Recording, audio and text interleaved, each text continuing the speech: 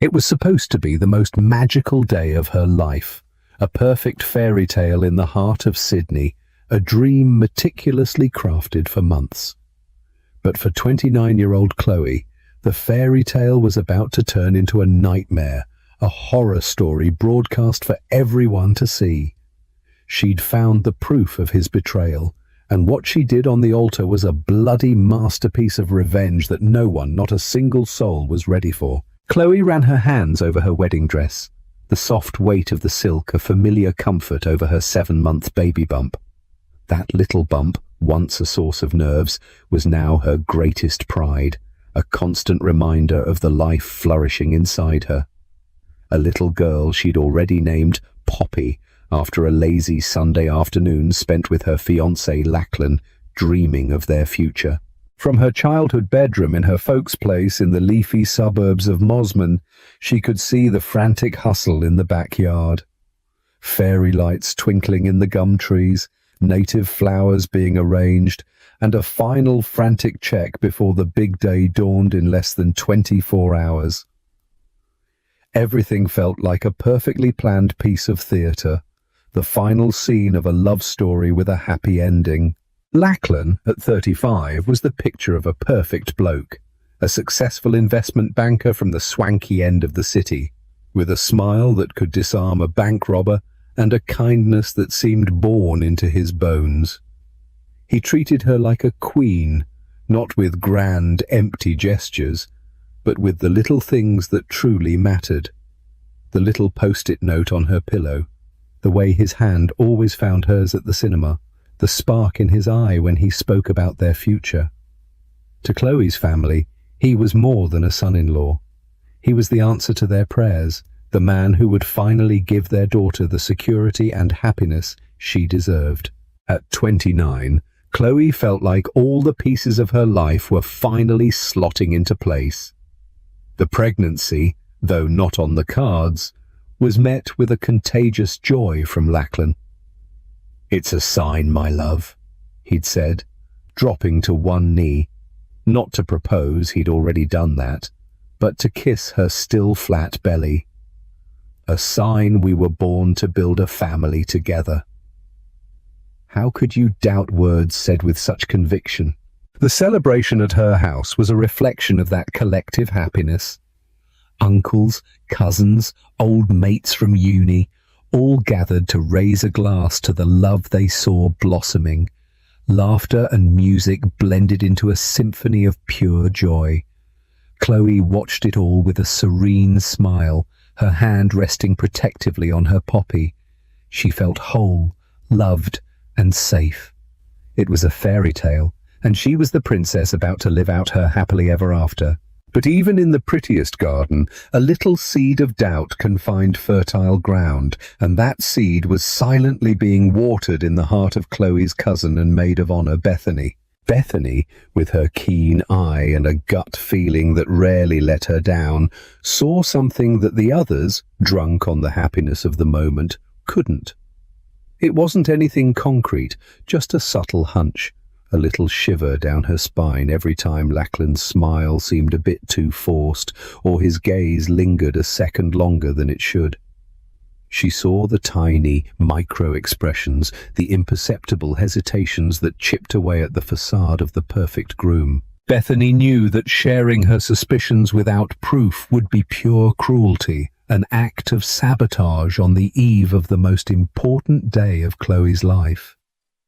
Accusing the man her cousin loved, the father of her baby, would be like chucking a bomb into the middle of the party. But staying quiet was eating her alive. She felt like an accomplice to something she couldn't understand, but her instinct screamed was dangerous. That's when an idea, dressed up as a romantic gesture, formed in her mind. She sidled up to Chloe, who was chatting animatedly with an aunt about the nursery. With a sneaky grin, Bethany pulled her aside. "Chloe, I've had an idea, and you are going to love it," she began, her voice full of a carefully planned enthusiasm. "Lachlan's at that swanky penthouse he rented in Manly, yeah? Having his groom's night in peace." Chloe laughed at the formality. "Yeah, he said he needed some space to relax and get his head right. Silly, isn't it? Not silly at all, it's tradition, Bethany corrected, handing her a small velvet box. I bought him a present, a pair of customized cufflinks and this little something for you. I reckon it'd be dead-set romantic if you dropped them over to him and told him you're officially a couple of legends. Write him a little card as well, something from the heart, telling him how stoked you are for tomorrow. Can you imagine how much that would mean to him, getting it from you in person just hours before you meet at the altar? It's the sort of story couples tell their grandkids. The suggestion warmed Chloe's heart. It was a proper romantic gesture, a final declaration of love before they became man and wife. She hugged her cousin tight. Beth, that's such a bloody brilliant idea. You always think of everything. He'll absolutely love it. I'm sure he will, Bethany replied, her smile not quite reaching her worried eyes. Go now, before it gets too late. It'll be the perfect surprise. As Chloe headed upstairs, her heart overflowing with love and a buzz of excitement to write the most heartfelt letter of her life, Bethany watched her go. A lump formed in her throat. She didn't want to be right. She prayed her gut feeling for the first time ever was dead wrong. She prayed that Chloe would get to the penthouse, deliver the gift, get a passionate kiss, and come home with the certainty that her fairy tale was real. But deep down, she knew she wasn't just suggesting a romantic gesture. She was handing Chloe the key, not just to the penthouse, but to the truth, and she hoped her cousin had the strength to unlock the door, no matter what she found on the other side. The stage for the biggest twist in Chloe's life wasn't being set in a church, but at that very moment, in a decision that would change everything forever. With her heart thumping, a mix of romantic excitement and the thrill of a well-kept secret, Chloe drove through the streets of Sydney towards Manly. The small velvet box, the new lingerie, and the hastily written card lay on the passenger seat, a silent testament to her love. She imagined Lachlan's face, the genuine surprise, maybe even a little tear of emotion. He'd hug her tight, tell her she was the most incredible woman in the world, and that he couldn't wait for tomorrow. That was the scene playing over and over in her mind, a private film that made her smile to herself in the car. The building where Lachlan had rented the penthouse was a modern, imposing block of flats, a symbol of the success he was so proud of. She waved to the doorman, a familiar face, and took the silent lift to the top floor. The hallway on the 6th floor was carpeted, muffling the sound of her steps and making her heart pound even louder. She stopped in front of the door to apartment 603. For a moment she hesitated. Maybe she should just leave the gift at the door. No, Bethany's idea was about the personal touch, the surprise. She took a deep breath, the smile returning to her lips, and raised her hand to knock, but her hand froze in midair. A sound cut through the solid wood of the door, a sound that didn't belong in her private movie. It was a laugh, a woman's laugh, loud and unrestrained, followed by a man's voice, a voice she knew better than her own. The voice of Lachlan. But it wasn't his happy laugh. It was something more raw, more unguarded. Chloe frowned. He wasn't alone. Maybe a mate, one of the groomsmen, had popped in to keep him company. It was a possibility. But the female laugh didn't sound like a mate's.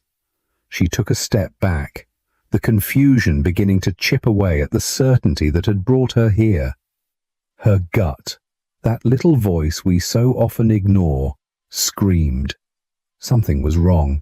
The air seemed to get thicker, harder to breathe. She moved closer to the door, this time not to knock, but to listen. She pressed her ear against the cold wood, her heart now hammering against her ribs with terrifying force. And then she heard it again. This time it wasn't a laugh. It was a moan, a low, intimate, unmistakable sound. A sound that made the blood in Chloe's veins run cold. The floor seemed to vanish beneath her feet. The gift in her hand felt like a lead weight. The card, with its words of eternal love, now felt like a sick joke. Air escaped her lungs in a silent hiss. It couldn't be. It was a mistake, a misunderstanding. Maybe the TV was on, a movie. Yeah, that had to be it. Lachlan liked loud action films, but his voice came next, clear, close, cutting through the air and tearing away Chloe's veil of denial. "Easy, babe, easy. You'll wear me out before the big show." The woman's voice laughed again, a sound that now scratched at Chloe's ears. "And isn't that the point? One last test before the big day." Chloe's world began to crumble. The structure of her fairy tale, built with such care, with so much love, began to crack. Every word they exchanged was a hammer blow to the foundations of her life. Shaking, she pulled her phone from her pocket. Her hands barely obeyed her, her fingers slippery with cold sweat. She didn't know why she was doing it. It was an impulse, a desperate need to prove to herself that she wasn't going insane. She opened the voice recording app and pressed the red button. The silent phone began to capture the demolition of her future. "You're unbelievable," Lachlan's voice said, followed by the sound of a sloppy kiss. "But what about tomorrow? What about the pregnant little bride?"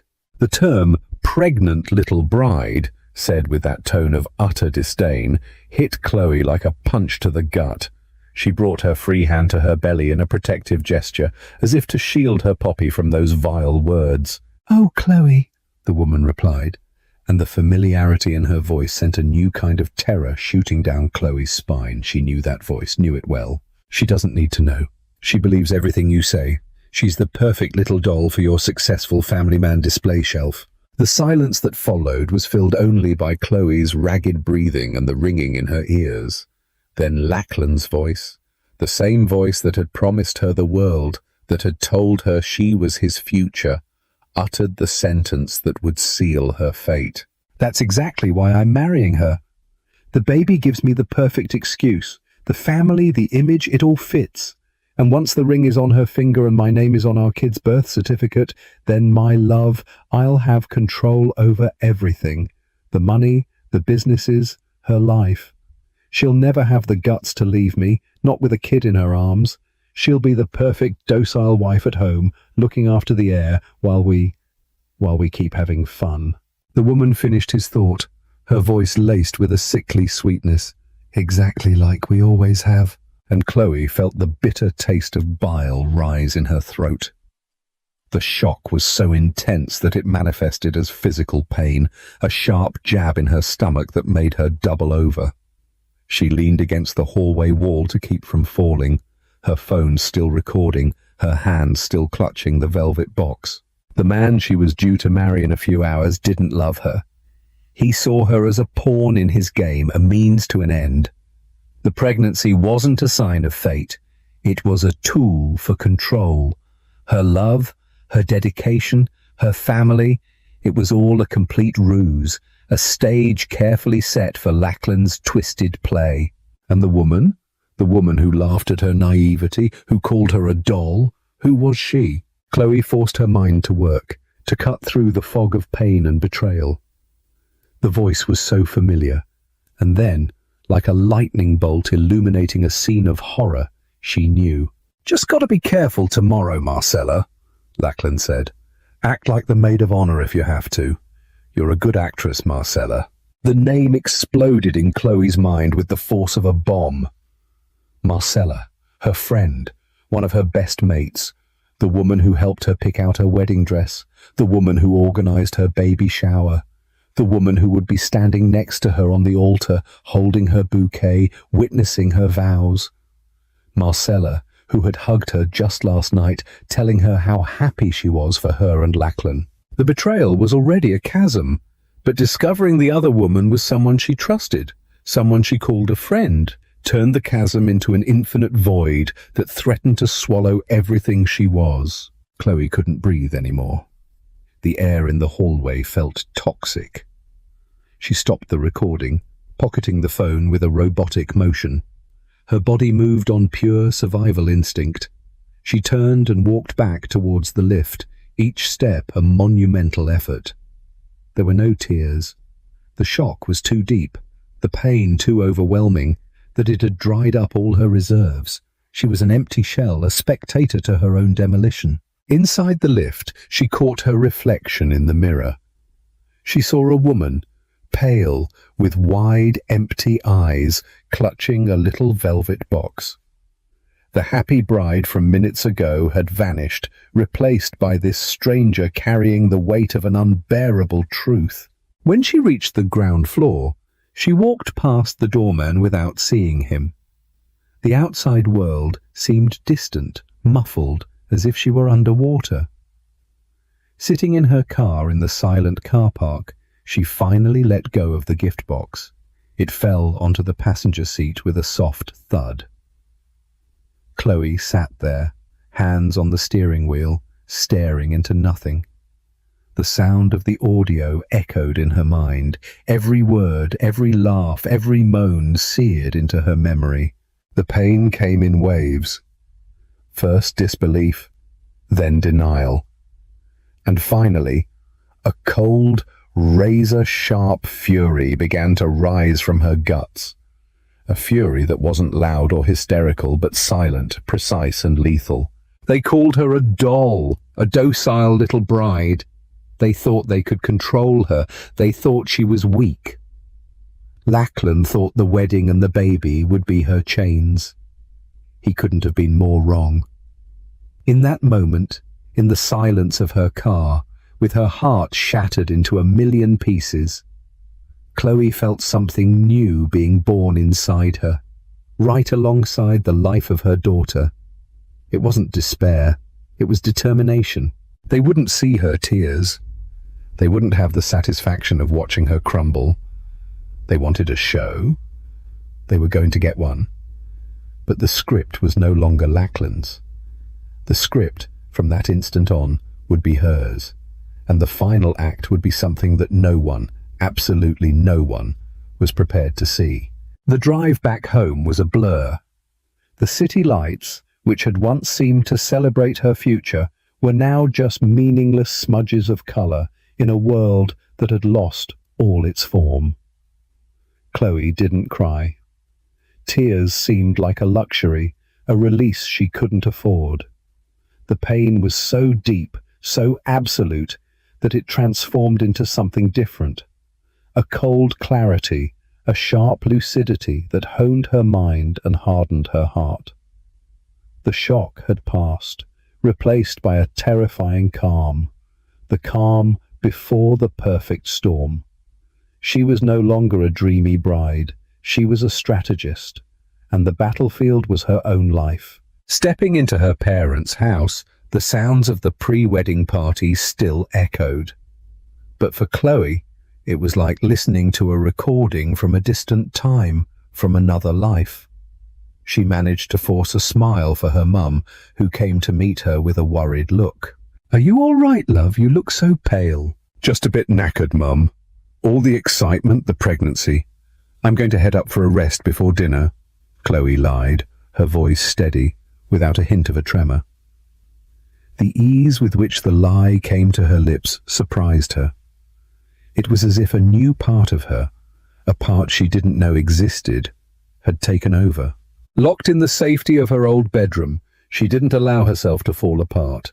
She didn't look at the wedding dress hanging on the door, a white ghost of broken promises. Instead, she sat at her old desk, the same place she'd done her homework and written secrets in teenage diaries.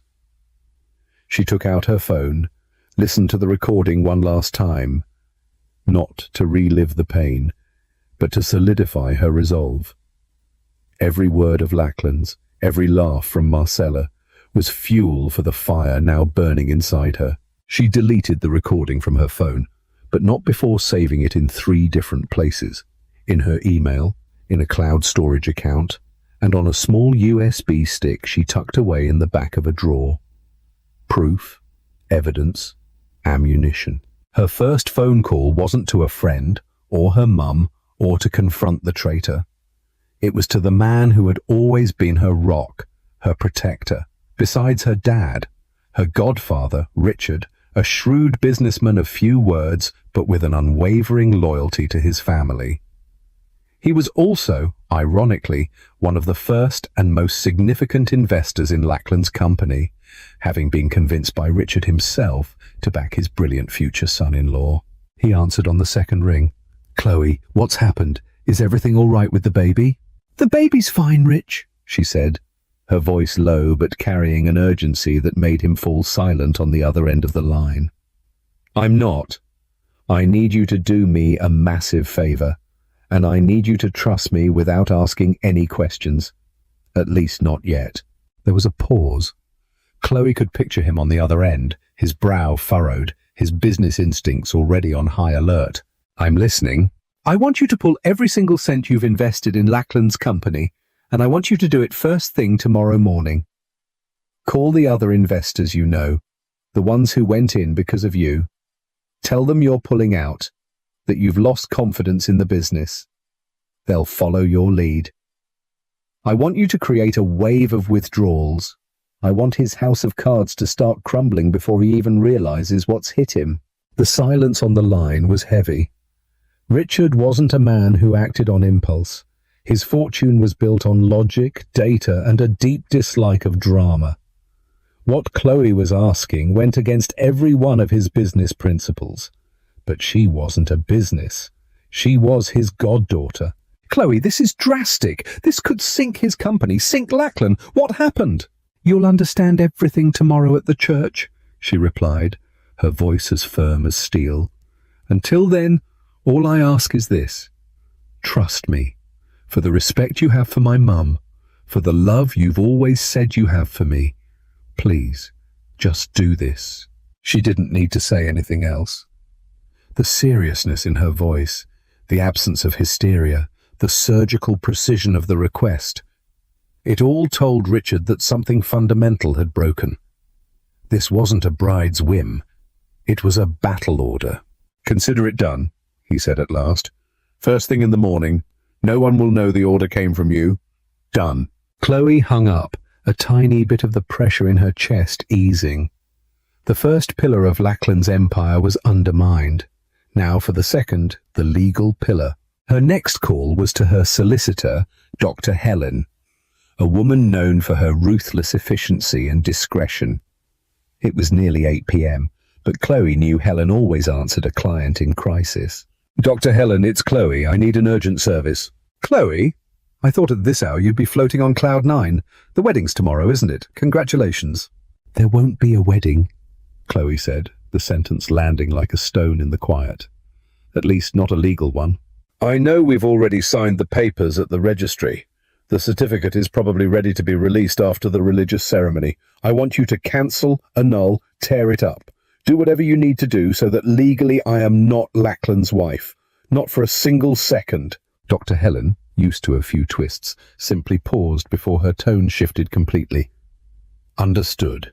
This requires immediate action the first minute the registry opens tomorrow. I'll need a justification. A power of attorney from you." "You'll have everything you need," Chloe cut in. "Prepare the paperwork. I'll sign digitally tonight. The justification you'll hear tomorrow, along with the rest of the guests.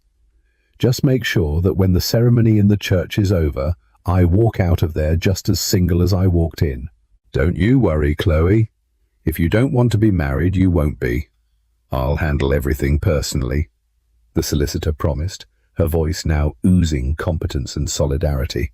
With the two pillars, financial and legal, ready to crumble, Chloe felt a deep exhaustion wash over her body. But there was still the pre-wedding party downstairs. There was her family. There was Marcella, who was surely down there laughing and celebrating the happiness of the friend she was betraying. Chloe had to go down. She had to face the enemy. She looked in the mirror, splashed water on her face, and put on a little makeup to hide her deathly pallor. She practiced a smile. It was a fragile mask, but it would do. She went downstairs, and the first person she saw was her. Marcella, looking stunning in a flowy dress, a glass of champagne in her hand. She came towards Chloe with a radiant smile. "Chloe, where were you? We were getting worried," she said, trying to hug her. Chloe took a step back, a subtle, almost imperceptible movement to the others, but one that made Marcella stop. "Just needed some air, needed a moment to myself," Chloe replied, the smile fixed on her face. Marcella's gaze flickered for a fraction of a second. "Oh, of course, pre-wedding jitters are normal, but tomorrow is going to be the most perfect day of your life, you'll see." "I have no doubt it will be a day to remember," Chloe countered, looking directly into Marcella's eyes. In that look, she let a tiny spark of the cold fury that consumed her seep out. It was enough. Marcella looked away first, uncomfortable, and took a sip of her drink. The rest of the night was a blur of acting. Chloe chatted, smiled, accepted congratulations, and talked about the baby. Every interaction was a superhuman effort, but she held steady.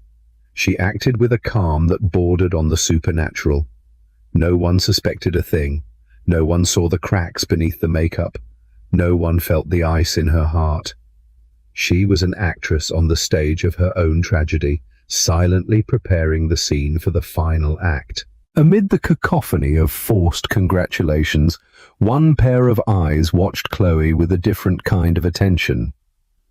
Bethany, the unintentional architect of this disaster, felt a cold knot in the pit of her stomach. She saw the mask her cousin was wearing. She knew Chloe too well not to notice the stiffness in her smile, the lack of light in her eyes, the way her body held itself ramrod straight like a soldier in enemy territory. When Chloe dodged Marcella's hug, Bethany saw it. When Chloe held her friend's gaze with an unnatural coldness, Bethany understood. Her gut feeling wasn't wrong. The worst had happened. A pang of guilt washed over her, but it was quickly replaced by an apprehensive admiration. Chloe wasn't crying in her room. She was gearing up. Bethany decided then and there in silence that her role was no longer to question, but to support. She would wait. She would be the silent backup for whatever her cousin was planning. Around 10 o'clock, Chloe raised a hand, asking for everyone's attention for a brief moment. The music softened. "My dearest friends, family," she began, her voice sounding incredibly sincere. "Thank you all for being here. My heart is full, but now this bride and her poppy need to rest. I want to look my best for my big day tomorrow." The phrase was met with applause and cheers. The next morning dawned with a clear, unforgiving light. For the world, it was the day of Chloe and Lachlan's wedding. For Chloe, it was the day of reckoning. Her heart didn't beat with a bride's excitement, but with a soldier's adrenaline before battle. The salon team arrived right on time. Hairdresser, makeup artist, masseuse. The house filled with cheerful chatter and the smell of hairspray and cosmetics. Chloe submitted to it all with a robotic passivity. As the masseuse worked on her tense shoulders, she closed her eyes and went over the plan. The tiny, button-sized audio player was already discreetly sewn into the base of her bouquet. The lapel microphone wire snaked invisibly among the stems of the white roses. It was a simple piece of tech, but it would be the most powerful weapon of the day. Her mum entered the room, her eyes welling up. "You're so calm, my daughter. Calmer than me." "I'm at peace, Mum. I'm absolutely sure of what I'm doing," Chloe replied. And it wasn't a lie. When the dress was on and the veil was adjusted, she looked in the mirror. The image that stared back at her was that of a fairy tale bride. Perfect, radiant, serene. But her eyes told a different story. There was a depth there, a steely resolve that didn't match the tulle and silk. It was the tragic beauty of an avenging angel. The car ride to the church was silent. By her side, her dad held her hand, telling her how proud he was. Chloe just nodded, her heart hammering a frantic rhythm against her ribs. With every block they got closer, the adrenaline mounted. Fear and determination waged war inside her. What if she faltered? What if the pain paralyzed her? She squeezed her hand around the bouquet, feeling the hard outline of the little device. No, she wouldn't falter. The music began. The church doors swung open, and there he was at the altar. Lachlan, handsome in his suit, a smug grin on his face. By his side, the groomsmen, and among the bridesmaids, Marcella in an emerald green dress, her face a mask of false emotion. Lachlan and Marcella's eyes met for an instant, a flash of complicity that went unnoticed by everyone except the woman walking towards them. The ceremony unfolded like a fever dream. The readings, the prayers, the priest's words about love and fidelity sounded like a distant, ironic echo. Chloe kept the smile on her face, her eyes fixed on Lachlan. She saw right through him, saw the contempt, the arrogance, the lie. When it was time for the vows, the priest turned to Lachlan, who took the microphone with confidence. He spoke of the day he met her, of how she had changed him, of the blessing that was the arrival of Poppy. Every word was a knife twisting in Chloe's wound. The church guests sighed, moved by the declaration of love. Then it was her turn. The priest handed her the microphone. A hush fell over the room. All eyes were on her, waiting for the loving words of the radiant, pregnant bride. Lachlan looked at her with an expectant smile, the smile of a man waiting for confirmation of his victory. Chloe brought the microphone to her lips. Her hand, hidden by the bouquet, found the small button. "I also thought our love was a fairy tale," she began, her voice clear and firm, echoing through the speakers. "I thought I'd found a man who respected me, who loved our daughter on the way." She paused, letting the emotion hang in the air. "But yesterday, I found out that some fairy tales are, in fact, horror stories in disguise." A murmur rippled through the church. Lachlan's smile faltered, replaced by a look of confusion. Marcella went rigid. "Instead of the vows I wrote," Chloe continued, her voice gaining a steely edge, "I'd like to share with you all the vows my fiancé made yesterday to another woman." And then she pressed the button. The silence of the church was brutally shattered. The uninhibited laughter of a woman, followed by Lachlan's voice. "Easy, babe, easy. You'll wear me out before the big show." A shocked gasp came from the front pews. Lachlan's face turned into a mask of panic and disbelief. He took a step towards Chloe but stopped, frozen by the sound of his own treacherous voice. "And what about the pregnant little bride?" "Oh, Chloe, she believes everything you say. She's the perfect little doll." Marcella's voice, unmistakable, echoed through the sacred space. Chloe's mum brought a hand to her mouth. Her dad's face twisted in fury. Guests turned, looking for the face of the other woman, and their eyes began to land on Marcella, who was pale as a ghost, her chin trembling. "Once the ring is on her finger and my name is on our kid's birth certificate, then, my love, I'll have control over everything." Lachlan's final confession sealed his fate. When the audio ended, the silence that followed was heavier and louder than any sound. It was a silence of horror, of scandal, of pity. Chloe switched off the device. She lifted her chin and looked directly at the broken man in front of her. "The wedding is off," she announced, her voice resonating with an unshakable authority. She turned to the guests, who were watching her with a mix of shock and admiration. "And just so there's no doubt, the woman my ex-fiancé was with yesterday, the woman who called me a doll, is my friend and maid of honor, Marcella." She pointed the bouquet in Marcella's direction. All eyes turned to her, trapped, humiliated. Marcella let out a sob and ran down a side aisle of the church, the sound of her heels echoing her disgrace. Chloe then turned, handed the bouquet and microphone to her stunned dad, and walked back down the aisle, head held high. Bethany followed right behind her and took her hand. She was no longer a jilted bride. She was a queen, leaving behind the ruins of a kingdom of lies. The church doors opened for her, not to a future with Lachlan, but to a future that, for the first time, belonged only to her and her daughter. The instant Chloe turned her back on the altar, the church, previously frozen in shock, exploded into chaos. The silence was replaced by a tumult of whispers, gasps, and the unmistakable sound of chairs scraping across the floor. Lachlan, left at the altar as a monument to his own humiliation, tried to stammer out an explanation, but his voice was swallowed by the noise. Marcella's parents, white with shame, hurried out, while Chloe's parents, after a moment of stunned silence, rushed to their daughter's side.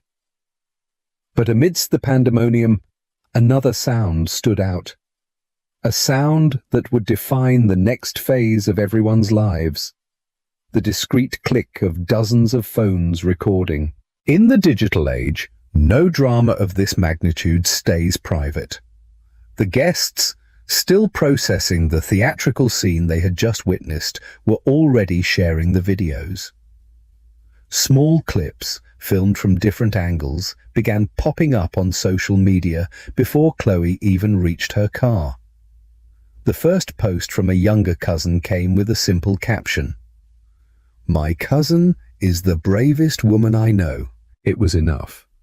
The algorithm, hungry for authentic drama, did its job.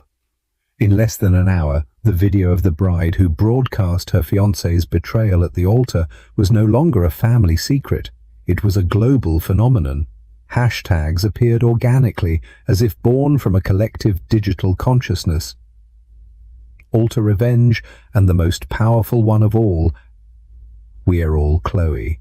People who didn't know Chloe, who knew nothing about her life, watched those few seconds of the recording and saw something they recognized. The courage to say, enough. They saw a woman who, in her most vulnerable moment, found an unimaginable strength. Chloe, unknowingly, had become a symbol. For Lachlan, the fall was as swift as the video's virality. The next morning, when he woke up from a drunken stupor of despair, the world had already condemned him. The first call was from Richard, Chloe's godfather, who informed him bluntly that he was pulling all his investment. The news spread like wildfire through Sydney's business world. Other investors, fearing association with the scandal and following the lead of a heavy hitter like Richard, followed suit. Contracts were cancelled and business partners distanced themselves. Lachlan's company, built on an image of trust and success, collapsed in a matter of days. The successful family man was now an outcast, his reputation reduced to digital ash. Marcella faced a different kind of hell. The social cancellation was immediate and brutal. Mutual friends blocked her. The bridesmaid group chat excluded her without a word. Her own family, mortified by the public humiliation, treated her with a chilling coldness. She couldn't leave the house without getting dirty looks, without hearing whispers that branded her as the other woman, the fake friend. Unable to bear the weight of the judgment, she packed her bags and vanished, seeking anonymity in another city, leaving behind the wreckage of her social life. Meanwhile, Chloe took refuge in her parents' home, creating a protective bubble for herself and the daughter she carried. She disconnected from the world for a few days, ignoring the hundreds of messages and calls. She needed time to process not just the betrayal, but the woman she had become in the process. The adrenaline of the revenge gave way to a deep exhaustion, and the tears finally came. She cried for the loss of the love she believed in, for the future that had been stolen from her, for the friendship that turned out to be a lie. But amidst the pain, something else began to emerge.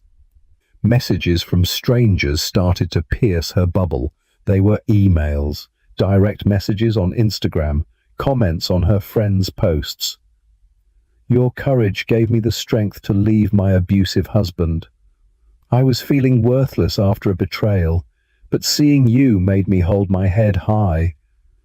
Thank you for showing us we don't have to settle for less than we deserve.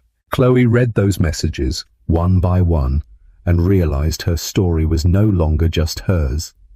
It had touched a collective wound, given a voice to a pain that millions of women felt in silence.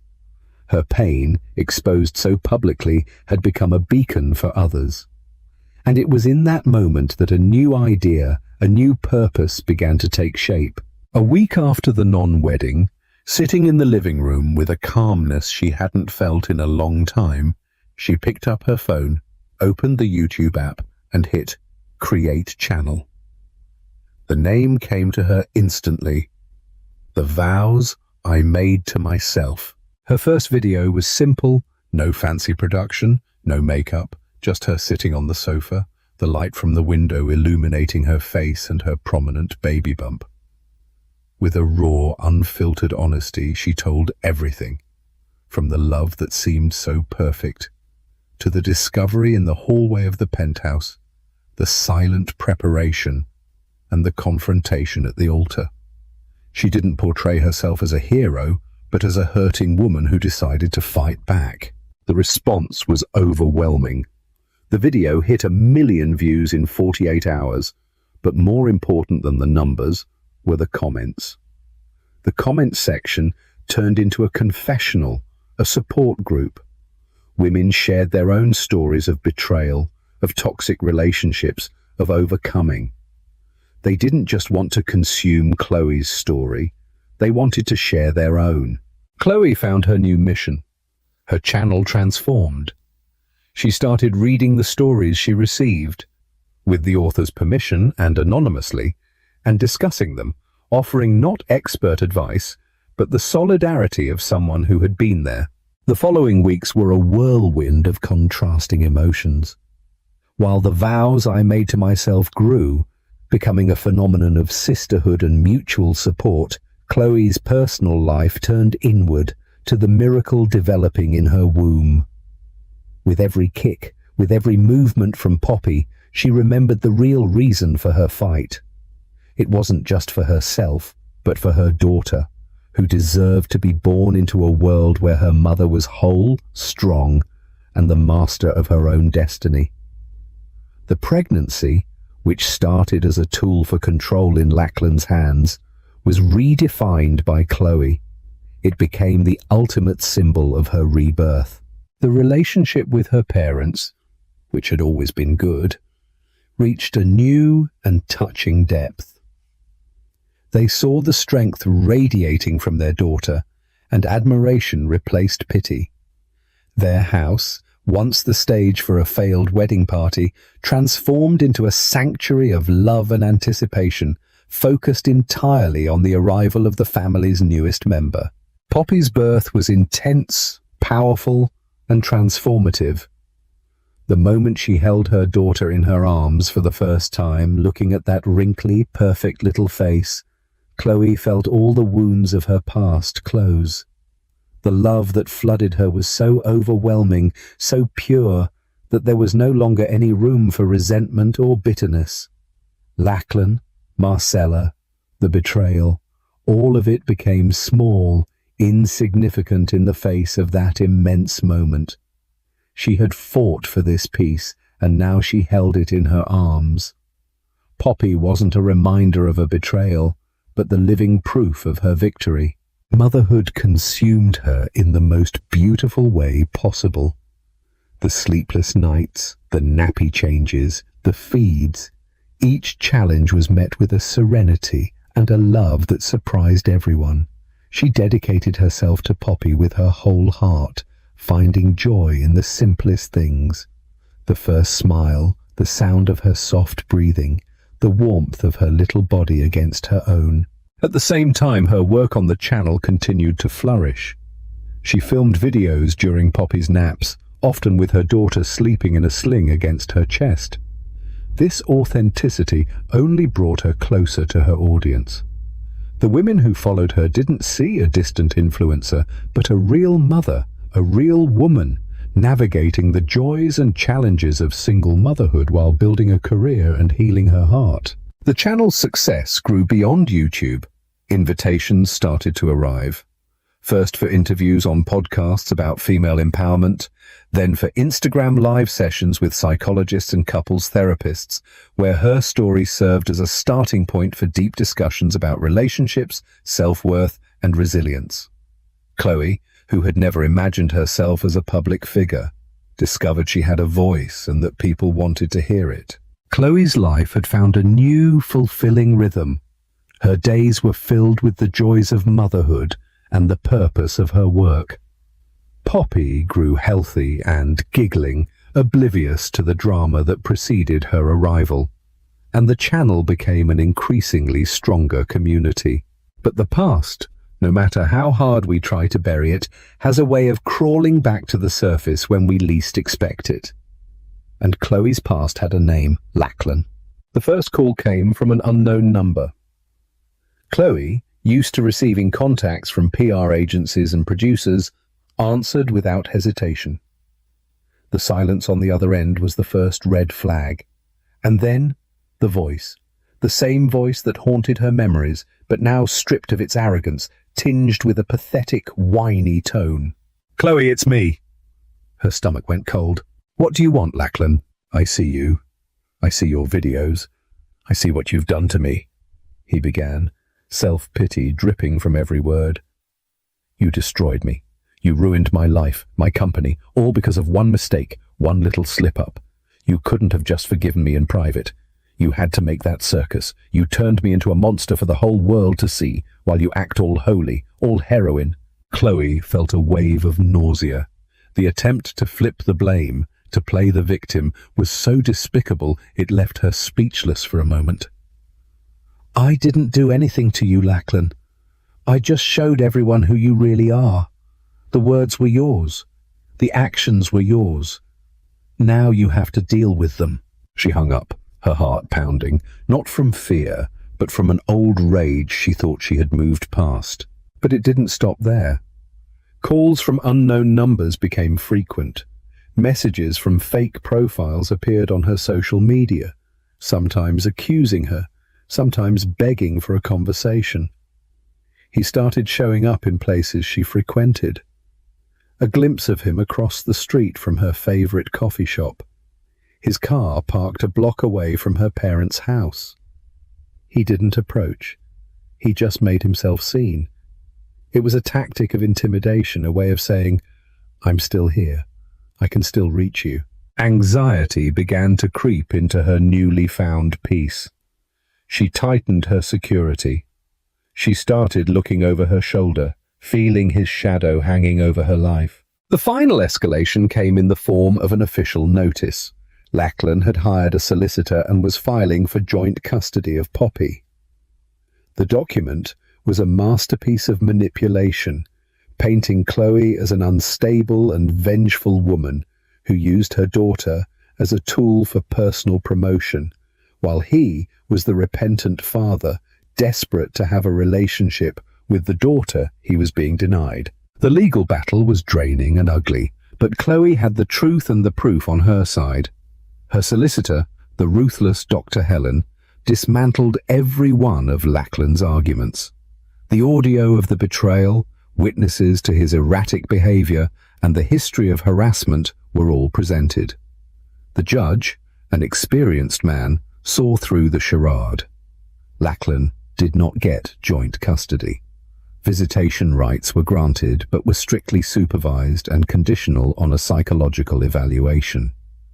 It was a victory for Chloe, but a bitter one that left her exhausted and emotionally drained. It was after this final defeat in court that Lachlan seemed to finally break. A few weeks passed in silence. The stalking stopped. The calls ceased. Chloe cautiously began to breathe a sigh of relief. Then, one day, he appeared, not hiding across the street, but on the doorstep of her parents' house, standing in the late afternoon sun. He looked different, thinner, defeated, his shoulders slumped. There was no trace of the arrogant businessman anymore. Before her stood only a broken man. Chloe met him on the veranda, asking her parents to stay inside with Poppy. She didn't feel fear, just a deep weariness. They sat in silence for a moment, the same heavy silence that had once existed between them, but now for entirely different reasons. I'm so sorry, he said, his voice finally breaking. There are no excuses. What I did was monstrous. What I said about you, about our daughter, was unforgivable. And what I did after, trying to blame you, harassing you, it was the act of a desperate, pathetic man. I lost everything, Chloe, and I've realized I deserved to lose it all. He looked at her, his eyes filled with a regret that for the first time seemed genuine. I didn't come to ask for you back. I know that's impossible. I needed you to hear this from me. I'm so sorry. Chloe listened to him with a calm that surprised him. She watched him not as the man she had loved or the monster who had betrayed her, but as a distant figure from her past. The pain, the anger, the desire for revenge, all of it had been processed, transformed, and finally released. I know you are, Lachlan, she replied, her voice soft but firm, and I accept your apology, but I want you to know one thing. She leaned forward slightly, ensuring he understood the gravity of her next words. I forgave you a long time ago, but I didn't do it for you. I did it for myself. I needed to get rid of the weight of the hate so I could be the best mother for my daughter. My heart, which was once yours, is now filled with two things: the immense love I have for Poppy and the self-love I fought so hard to rebuild. She stood up, signaling the end of the conversation. You can see your daughter on the days the judge set. It's your right and it's her right. But other than that, don't contact me again. Our story is over. The forgiveness I gave you was my final act. Now please go. Lachlan looked at her for a long moment, absorbing the finality of her words. He nodded slowly, stood up, and walked away without looking back. As Chloe watched him leave, she felt the last invisible chain binding her to the past break. She was finally and completely free, with the ghost of Lachlan finally exorcised from her life. Chloe felt a lightness she hadn't experienced in years. Peace was no longer something she had to fight for. It was the air she breathed. Her life settled into a routine of genuine happiness, woven with Poppy's smiles, the warmth of her family, and the fulfilling purpose of her channel, which had surpassed the 100,000 subscriber mark, becoming a source of inspiration and a vibrant community where women found strength in each other. Chloe decided to celebrate this milestone and her new chapter by launching a book. She compiled her reflections, the lessons learned, and the most impactful stories shared by her followers. The title was a tribute to her journey and her mission, The Vows I Made to Myself. The book was an instant hit, not just because of her story, but because it echoed the feelings of thousands of women who, at some point, had to choose themselves. The messages she received daily were a testament to the impact of her work. They were thanks, confessions, and celebrations of small and large victories.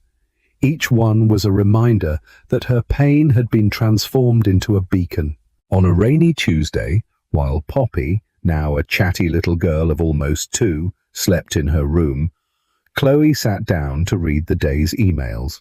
One with the subject line, "A vow you helped me make," caught her eye. She opened it.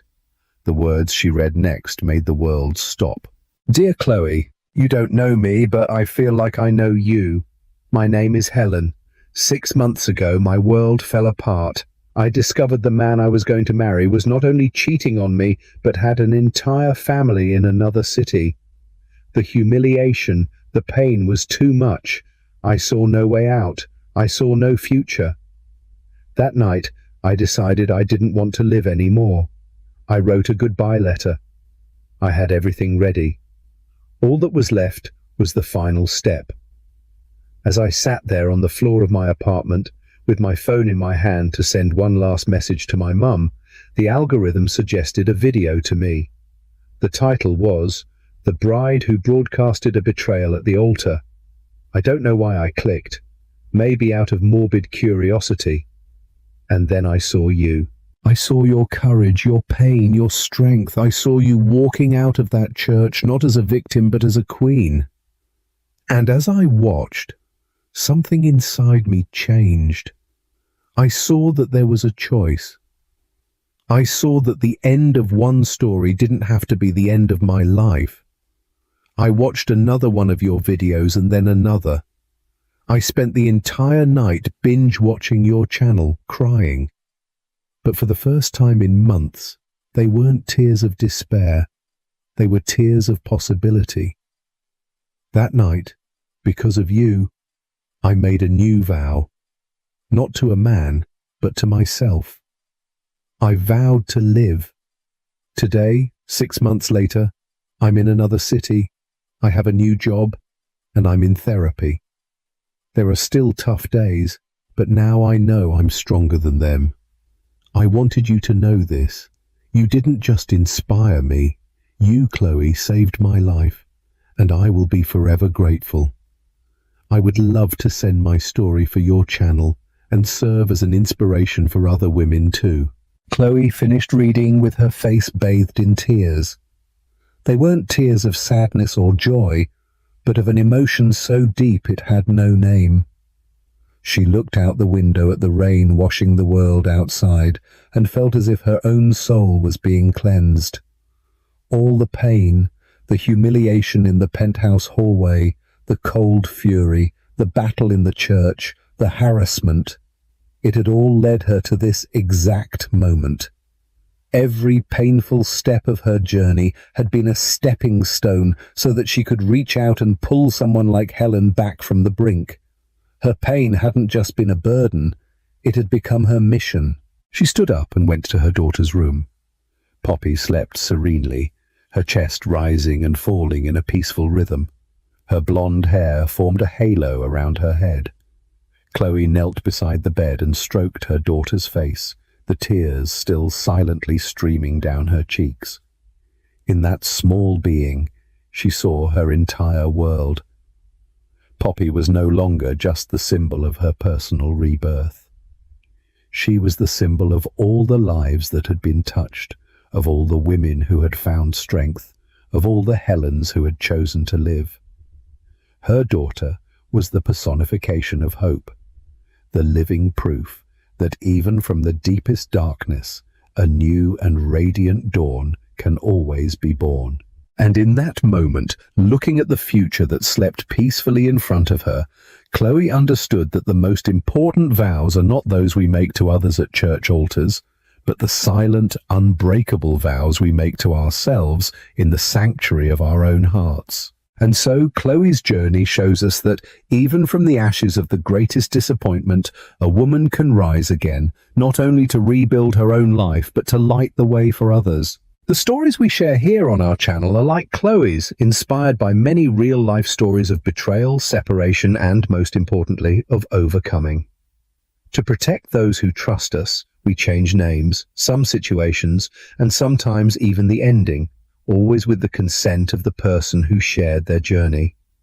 We really want this space to continue to be what it has become, a place of sisterhood, support, and transformation. If you also have a story and feel that sharing it could help others or simply need to be heard, we are here. If you enjoy listening to these stories and believe in their power, I ask you to leave a like on this video. It helps YouTube deliver this message of strength to more people who might need it. And of course, subscribe to the channel to support us and not miss any of our next stories. A big hug and see you in the next video.